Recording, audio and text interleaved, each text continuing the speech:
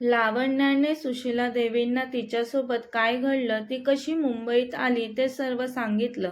सुशीला देवींचं मन ती जे सांगत होती ते ऐकून हळहळलं.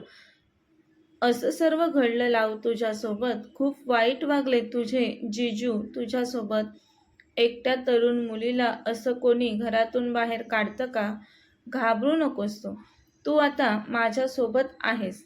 लावण्या अजूनही सुशीला देवीच्या मिठीत होती. त्यांच्या मिठीत ती मायेचा ओलावा शोधत होती. हे आलं सुशीला देवी यांच्या लक्षात. इतका वेळ लावण्या तिच्या दुःखात विसरलेली की ती सुशीला देवी यांच्या मिठीत आहे. आता ती भानावर येऊन झटका लागल्यागत त्यांच्यापासून दूर होते. सॉरी, ते मी स्वतःच्या मनावर कंट्रोल नाही करू शकले. भावनेच्या भरात मी तुमच्याशी सर्वच बोलून गेले. इट्स ओके लावू. पण तुझ्या असं मन मोकळेपणे बोलण्याने तुझ्याच मनावरचं दडपण हलकं झालं असेल. तुला आता बरं वाटेल. तू कसलीच काळजी करू नकोस. आता तुझी काळजी, चिंता, तुझं दुःख सारं काही तू माझ्यावर सोड. मी तुला तुझ्या आईसारखी आहे. लावू, मी मदत करीन तुला. सॉरी मॅडम, तुम्ही आत्ताच खूप मदत केली मला. तुम्ही आणखी मला मदत करून प्लीज लाजवू नका. आपण दोघे एकमेकांना ओळखत सुद्धा नाही तरी देखील तुम्ही माझी खूप मदत केली. असू दे ग, त्या बोलल्या. नाही मॅडम, मला फुकट उपकार नाही पाहिजेत.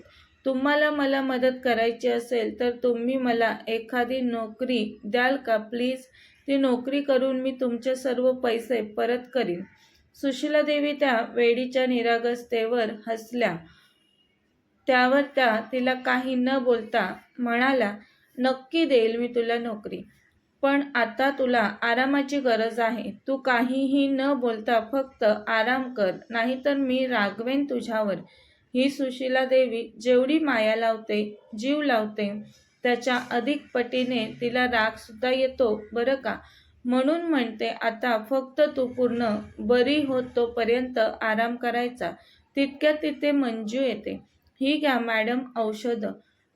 चल उठ लावू, औषधं लवकर घे आणि लवकर ठीक हो. तशी लावू जास्त काही न बोलता मनाच्या वर औषधं घेते. कडू औषधं घ्यायला तिला अजिबात आवडत नसतं. पण आता सुशीला देवी समोर तिला लहान मुलीप्रमाणे नाही नको कडू लागतात औषधं असं म्हणून त्यांना त्रास नव्हता द्यायचा. कित्येक दिवसानंतर रुद्र काल रात्री घरी आला. तो त्याच्या बेडरूममध्ये फ्रेश होऊन बेडवर झोपला. 2 दिवस झालेले लावण्याला सुशीला देवींच्या घरी. आता बरं देखील वाटत होतं तिला. आज सकाळी ती वॉशरूममधून फ्रेश होऊन बाहेर आली आणि तिचे ओले केस टॉवेलने पुसत ती गॅलरीत जाऊन उभी राहिली. इकडे रुद्रचा सकाळी सकाळी फोन वाजला म्हणून तो वैतागून उठला आणि फोनवर थोडंसं रागवून बोलत गॅलरीत जाऊन उभा राहिला. फोनवरचं बोलणं झाल्यावर तो तिथेच काही वेळ उभा राहिला. आता त्याच्या रूममधून समोर तिच्याकडेच एकटक पाहत होता. अप्रतिम सुंदर दिसत होती ती, जणू लावण्याची खाण. कोणत्या तरी टेन्शनमध्ये तो सकाळी सकाळी सिगारेटचे झुरके ओढत गॅलरीत काही वेळ उभा होता आणि अचानक त्याच्यासमोर अप्सरेसारखी दिसणारी ती नजरेस पडली. त्याचं टेन्शन तो केव्हाच विसरलेला. केव्हापासून तिलाच निरखून पाहत होता. तिच्याकडे कोणी पाहतंय याची थोडीही कल्पना नव्हती तिला, कारण त्याच्या रूमच्या काळ्या काचेतून तो तिला पाहू शकत होता, पण ती त्याला नव्हती पाहू शकत. तिला पाहून केव्हापासून एकाच जागी खिळला होता तो. टॉवेलला गुंडाळलेले केस ती हळूवार सोडवत होती. तजेलदार नितळ चेहरा, काळे टपोरे पाणीदार मीनाक्षी डोळे आणि सरळ चापेकळी नाक, त्या नाकाखाली असलेले नाजूक गुलाबाच्या पाकळ्यांसारखे गुलाबी ओठ आणि कमरेखाली पडलेले तिचे काळेभोर रेशमी लांब सडक दाट केस. तिने हळूच तिचे केस टॉवेलने झटकले आणि हळूवार त्यातलं पाणी पुसू लागली. तो तिच्याकडे एकटक बघत होता. तिने केस सुकवले आणि तिची नजर एका ठिकाणी खिळली. ती काय बघते हे बघण्यासाठी रुद्र थोडा पुढे खिडकीजवळ आला. तर ती उगवत्या सूर्याला एकटक बघत होती. तिच्या नजरेत काहीतरी तक्रार आहे असं जाणवलं त्याला. मनातील दुःख तिच्या सुंदर चेहऱ्यावर स्पष्ट दिसलं त्याला. अचानक हुंदका आला तिला आणि डोळ्यातील पाणी गालावर ओघळलं. तिने पटकन ओढणी तोंडावर पकडली, जे बघून रुद्रचं मन अतिशय अस्वस्थ झालं. तिने गालावरील पाणी ओढणीने पुसलं आणि पुन्हा गॅलरीत रूममध्ये आली. तसा रुद्र भानावर आला. कोण आहे ही मुलगी? माझ्या घरी काय करते? आणि ही अशी का रडत होती? काय दुःख असेल तिला? असे प्रश्न त्याच्या मनात आले. लावण्याच्या रूपाची मोहिनी त्याच्यावर चांगलीच पडलेली. त्याला तिला समोरून पाहण्याचा मोह झाला, पण त्याने तो आवरता घेतला. रुद्र किर्लोस्कर होता तो. असा सहजासहजी मनाला मेंदूवर हमी होऊ देत नव्हता. सध्या तरी तो त्याच्यावर कंट्रोल ठेवण्यात यशस्वी झाला. हिच्याबद्दल मला काहीच माहिती नाही. असा कसा अचानक जाऊ मी हिला भेटायला? तो मेंदूचं ऐकून स्वतःशीच म्हटला. इकडे ऑफिसमध्ये सुशीलादेवी लावूविषयी तिच्या भावाला माधवला सर्वच सांगतात. तुला काय वाटतं ताई? इतक्या गरीब आणि ॲव्हरेज मुलीचा निभाव या मुंबईत लागणार आहे का? त्यात तिला जॉब पण नाहीये. कधी कुठे जॉब केलाच नाही म्हणत आहेस तू. कसलाच एक्सपिरियन्स नसताना मुंबईत तिचं टिकणं कठीण आहे. गरीब आणि ॲव्हरेज असली तरीसुद्धा ती मुलगी स्वभावाने खूप चांगली आहे. दिसायलाही खूप सुंदर आहे. मी तिला जॉब देईल आपल्या ऑफिसमध्ये. होईल तिला हळूहळू इथल्या वातावरणाची सवय. ठीक आहे ताई, तुला वाटतंय तसंच होऊ देत, माधव बोलतो. चल निघूयात का आता आपण? खूप उशीर झालाय. नाही, तू जा. मला अजून थोडं काम आहे. त्या लॅपटॉपमध्ये त्यांचं काम करत बोलल्या. 3 दिवस उलटले तरी सुशीलादेवींना लावण्याशी बोलायला वेळच मिळाला नाही. ऑफिस वर्क, मीटिंगमध्ये त्या बिझी होत्या. आज सकाळी लावण्य लवकर उठली आणि तिचं आवरू लागली. तिचे मोकळे केस विंचरण्यासाठी ती गॅलरीत येऊन उभी राहिली. इकडे रुद्र त्याच्या रूममध्ये तिची केव्हापासून वाट पाहत होता. ती नजरेस पडली आणि त्याच्या मनाला शांतता मिळाली. हळूवारपणे केस विंचरत ती स्वतःशीच पुटपुटत होती. आज मला मॅडमशी बोलावंच लागेल. अशी किती दिवस इथे राहणार मी? फुकटात असं इथे राहायचं, इथलंच खायचं आणि इथल्या सर्व वस्तू वापरायच्या. काय संबंध तरी आहे का इथल्या माणसांशी माझा? कोणत्या अधिकाराने मी इथल्या वस्तू वापरत आहे, इथे राहत आहे? योग्य नाही हे. मला नोकरी मिळाली, थोडे पैसे यायला लागले माझ्याकडे तर निघून जाईल इथून लगेच मी. मॅडमशी बोलायलाच हवं आजच मला. तो तर नुसता वेड्यासारखं तिच्या हळूवार हलणाऱ्या गुलाबासारख्या लालचुटूक ओठांकडे पाहत होता. अचानक घाईघाईतच ती गॅलरीतून पुन्हा रूममध्ये आली. तशा इकडे रुद्रच्या कपाळावर आठ्या जमा झाल्या. त्याला आणखी पाहायचं होतं तिला, पण ती गेली आत रूममध्ये निघून म्हणून बेचैन झाला तो. पण आज पुन्हा त्याने स्वतःवर ताबा मिळवला आणि सावरलं स्वतःला. बॅगमधून तिने एक साधा पंजाबी ड्रेस काढला. आंघोळीला गेली. तिथल्या वस्तू वापरायलाही तिला फार भीती वाटत होती. खूप हिंमत करून ती तिथल्या वस्तू वापरत होती. याचं तिच्या मनावर दडपण येत होतं. पण मनात ठरवलेलं, मला नोकरी लागली की माझा सर्व झालेला खर्च मी यांना परत करीन. डायनिंग टेबलवर सुशीलादेवी नाश्ता करत होता. त्यांना पाहून लावण्य बोलली, माफ करा मॅडम, मला उशीर झाला का यायला? इथल्या वातावरणाची सवय नाही मला. ती गोंधळून तिला जमेल तसं बोलू लागले. It's okay. अगं किती टेन्शन घेत आहेस तू? मी काही म्हटलं का तुला? बस नाश्ता कर पहिला. मॅडम, मला जॉब अडखळत बोलली ती. का टेन्शन घेत आहेस? मी म्हटलं आहे ना तुला, तुझं सर्व टेन्शन आता माझं. खाऊन घे पटकन. बरं वाटतंय ना तुला आता? ताप नाहीये ना? तशी तिने होकारार्थी मान हलवली. चल माझ्यासोबत माझ्या ऑफिसमध्ये आज. कोणता जॉब हवाय तुला तसं सांग मला. मी कधीच कुठे जॉब नाही केला मॅडम, ती संकोच करत हळू आवाजात म्हणाली. इट्स ओके, तुला जमेल असा जॉब देईन मी तुला.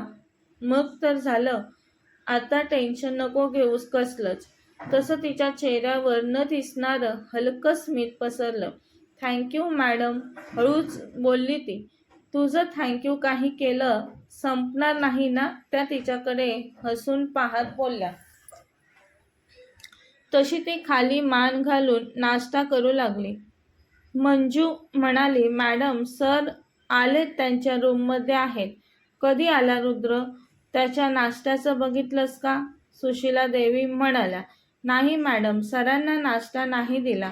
म्हणजे ते अजून रूममधून बाहेर आलेच नाहीत. त्याच्यासाठी नाश्ता तयार आहे ना? मंजू हो म्हणाली. जा बघ रुद्र तयार आहे का ऑफिसला येण्यासाठी, त्या म्हणाल्या. तशी मंजू त्याच्या रूमच्या दारावर टकटक करू लागली. आतून दरवाजा उघडला गेला नाही. नेहमीचंच आहे हे या मुलाचं, सुशीला देवी हळूच तोंडातल्या तोंडात पुटपुटल्या. लावण्या मागे वळून त्या बंद दाराकडे काही क्षण पाहत राहिली. तो मनात येईल तेव्हा कधीतरी घरी यायचा, इतर वेळी तो बाहेर असायचा. मंजू म्हणाली, मॅडम मी किचनमध्ये आहे, तुम्हाला काही लागलं तर मला आवाज द्या. मंजू ताई, मी तुम्हाला काही मदत करू का? ती खुर्चीतून उठत उभी राहून तिला विचारते. नाही नको, तुम्ही तुमचा नाश्ता सावकाश करा, मंजू म्हणाली तिला. रुद्र सर आहेत रूममध्ये, कोणत्याही क्षणी ते बाहेर येतील. तुम्ही नवीन आहात, तुम्हाला काहीच ठाऊक नाहीये सर. घरी असल्यावर सर्व स्टाफला काय टेन्शन येतं ते. ती बिचारी काही न समजल्यागत तिच्याकडे पाहत उभी होती. सुशीला देवी म्हणतात, लावू तू आवर लवकर, येतेस ना माझ्यासोबत? हो ती म्हणते. तिला गोंधळलेलं पाहून सुशीला देवी म्हणतात, अगं त्या रूममध्ये माझा मुलगा रुद्र आहे. त्याचा मूड ठीक नसेल म्हणून त्याने दरवाजा उघडला नाही. तितक्यात शिवा आला तिथे. सुशीला देवींना गुड मॉर्निंग विश केलं त्यांनी.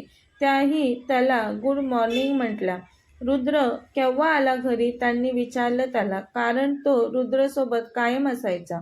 2 दिवस झाले मॅडम, सर घरी येत आहेत. काय 2 दिवस झाले रुद्र घरी येत आहे तरी मला माहीत नाही? मन दुःखी झालं त्यांचं. शिवा, आवाज दे त्याला आणि नाश्त्यासाठी बाहेर यायला सांग. त्याच्या रूमच्या दारावर टकटक करून मग शिवा त्याला आवाज देतो. शिवाचा आवाज ऐकून तो आतूनच बोलला, गाडी काढ. पण बॉस, तुमचा ब्रेकफास्ट झाला नाही. नो नीड, नंतर ऑफिसमध्ये करेन. लेट्स गो, रुद्र घाईत म्हणाला. बॉस, कॉफी तरी घ्या. आज तुमचं शेड्यूल बिझी आहे. मिस्टर वर्मासोबत तुमची मीटिंग आहे. शिवा विनंतीच्या स्वरात त्याच्या मागे चालत बोलला. नो नीड, तो रागून मोठ्याने बोलला आणि ताड ताड पावलं टाकत पुढे निघून गेला. त्याचा रागीट आवाज आणि मोठ्याने बोलणं ऐकून लावण्याला भीती वाटली. तिच्या काळजात अचानक धडधड व्हायला लागली. हृदयाची गती फास्ट झाली. त्याच भीतीत तिने मागे वळून त्याच्याकडे पाहिलं देखील नाही. तिची त्याच्याकडे पाठ असल्यामुळे ती त्याला पाहू शकली नाही. सुशीला देवी मात्र हताशपणे एकटक दाराबाहेर जाणाऱ्या त्याच्याकडे पाहत राहिल्या. त्यांचा चेहरा फार दुःखी झालेला.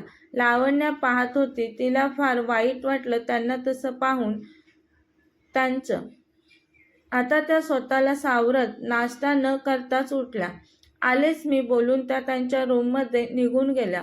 रुद्र असाच वागायचा नेहमी. घरी आल्यावर त्यांच्याशी बोलणं तर नाहीच, पण त्यांच्याकडे तो पाहायचा देखील नाही. आणि रुद्रच्या अशा वागण्याने सुशीला देवी अतिशय अस्वस्थ व्हायच्या. त्याच्या तोंडून मॉम ऐकण्यासाठी त्या तरसायच्या, पण तो त्यांना मॉम कधीच बोलत नसे. अगदीच कधी त्यांच्याशी बोलण्याची त्याच्यावर वेळ आलीच तर तो स्वतःच्या जन्मदात्या आईला मिसेस किर्लोस्कर म्हणून बोलायचा. मनात अतिशय दुःख घेऊन चेहरा प्रफुल्लित ठेवण्याचा त्यांचा छोटासा केविलवाणा प्रयत्न असायचा नेहमीच. काही वेळांनी त्या त्यांच्या रूममधून बाहेर आल्या. तुझे डॉक्युमेंट सोबत घेतलेस? लावू त्या म्हणतात.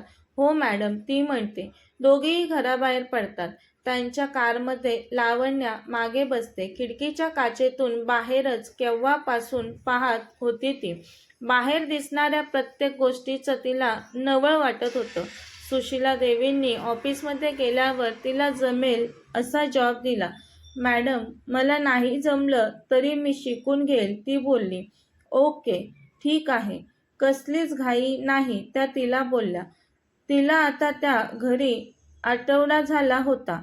तिला पाहिल्यापासून कधीतरी घरी येणारा रुद्र तिला पाहण्यासाठी, तिचं ते मोहिनी घालणारं आकर्षक रूप पाहण्यासाठी, तिचं निरागस अप्रतिम सौंदर्य पाहण्यासाठी रोज घरी येऊ लागला. रोज सकाळी तो ती गॅलरीत येण्याची वाट पाहू लागला. ती राहत असलेल्या रूममधून ती गॅलरीत आली तर त्याच्या रूममधून ती त्याला दिसायची. ती फक्त केस विंचरण्यासाठी गॅलरीत यायची. तिची ती एक झलक पाहून तो वेड्यासारखं तिच्यात हरवायचा. एखाद्या दिवशी ती त्याला नाही दिसली तर रुद्रची अवस्था काय होईल नसेल माहीत त्यालाही.